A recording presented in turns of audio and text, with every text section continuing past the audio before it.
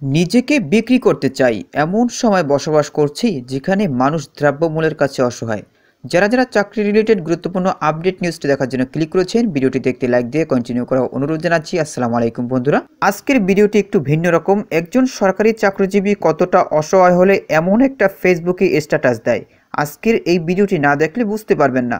এবং একজন সরকারি চাকরিজীবীর বেতন বাড়ানোটা কতটা যৌক্তিক এই বিষয়ে আজকের এই ভিডিওটির মাধ্যমে জানতে পারবেন। এই জন্য ভিডিওটি প্রথম থেকে শেষ পর্যন্ত দেখার চেষ্টা করবেন। তাহলে চলুন মূল ভিডিওটি শুরু করা যাক। বন্ধুরা, মূল ভিডিওটি শুরু করার আগে বরাবর মতো ছোট্ট একটি রিকোয়েস্টে থাকবে, আপনি যদি আমাদের এই পরিবারের নতুন দর্শক হয়ে থাকেন, এরকম নতুন নতুন চাকরি রিলেটেড আপডেট নিউজ সবার আগে পেতে আমাদের এই চ্যানেলটি সাবস্ক্রাইব করে পাশে থাকা বেল আইকন অন করে রাখুন পরবর্তী ভিডিও নোটিফিকেশন পেতে। আর যারা সাবস্ক্রাইব করেছেন তাদেরকে অসংখ্য অসংখ্য ধন্যবাদ। ধ্রুব আবরার একজন ফেসবুকার সরকারি কর্মচারীদের দাবি দেওয়া গ্রুপে নিজেকে সরকারি কর্মচারী বলে পরিচয় দিয়েছেন। একজন 11 থেকে 20 গ্রেডের কর্মচারী হিসাবে জীবন যাপনে বাস্তবিকতায় যেসব সমস্যায় পড়েছেন তা তার আক্ষেপমূলক বক্তব্যের মাধ্যমে তুলে ধরেছেন। তো প্রিয় বন্ধুরা, তার হৃদয় বিদারক পোস্টটি আমরা দেখিনি। এখানে দেখতে পাচ্ছেন, আমি সরকারি চাকরিজীবী, সব মিলিয়ে 24,865 টাকা বেতন, আমার 5 জনের সংসার, বাবা মা স্ত্রী, 1 বছর বয়সী মেয়ে সন্তান ও আমি। বাবা মা দুজনই 60 বয়স, অসুস্থ থাকেন প্রায় সময়। গ্রামে কিছু জমি আছে যেগুলো থেকে বার্ষিক আয় হয় 30,000 টাকার মতো, খরচ বাদে কিছুই থাকে না।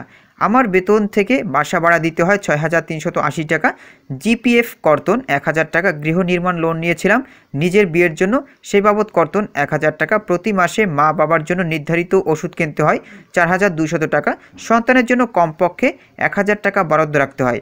এবার মাসিক খাওয়া খরচ কত লাগে আপনারাই বলুন। মাঝখানে মা গুরুতর অসুস্থ হওয়ায় কয়েকবার হাসপাতালে ভর্তি করানো হয়। এই খরচ মেটাতে গিয়ে ব্যাংক লোন করতে হয় 6 লাখ টাকা। এখন 1 বছর যাবৎ লোনের কিস্তি বাবদ ব্যাংক কেটে নেয় 12,500 টাকা। এটা আরও 4 বছর টানতে হবে। চলতে না পেরে কিছু জমি বিক্রি করছি, লোনই একমাত্র ভরসা। গ্রামের জমির দাম নগণ্য, সব বিক্রি করলেও লোন শোধ হবে না। কি করব বুঝতে পারছি না। শখ আহ্লাদ ছেড়ে দিয়েছি অনেক আগেই। বাবা মা স্ত্রী সন্তানের মুখে দুমুঠো খাবার তুলে দিতে পারলেই শান্তি। 9টা 5টা চাকরি করে অন্য কিছু করার সুযোগ নেই, তাই নিজেকে একেবারেই বিক্রি করতে চাই। পরিবারের হাতে এককালীন টাকাটা তুলে দিয়ে আমি ক্রেতার হাতে নিজেকে তুলে দিব। কেউ কি কিনবেন আমাকে? আমার মূল্য কত? পরিবর্তন জরুরি। এভাবেই তিনি 11 থেকে 20 গ্রেডের সকল কর্মচারীদের বর্তমান অর্থনৈতিক অবস্থা তুলে ধরেছেন। তিনি বৈষম্যমূলক পে স্কেলে কতটুকু ক্ষতিগ্রস্ত হচ্ছেন এবং নিম্নমানের জীবনযাপন করছেন তা তুলে ধরেছেন।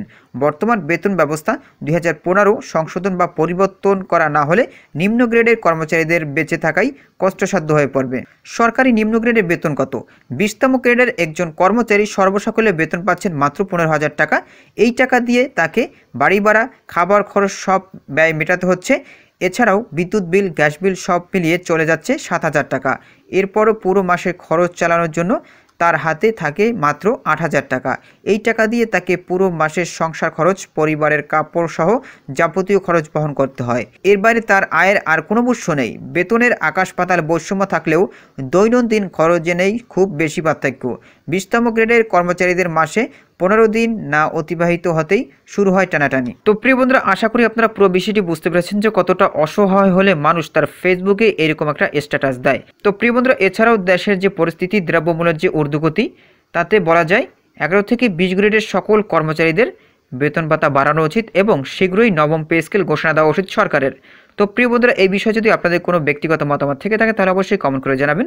পরবর্তীতে নতুন কোনো ভিডিও নিয়ে আপনাদের মাঝে হাজির হবো। সবাই ভালো থাকবেন, সুস্থ থাকবেন। আল্লাহ হাফেজ।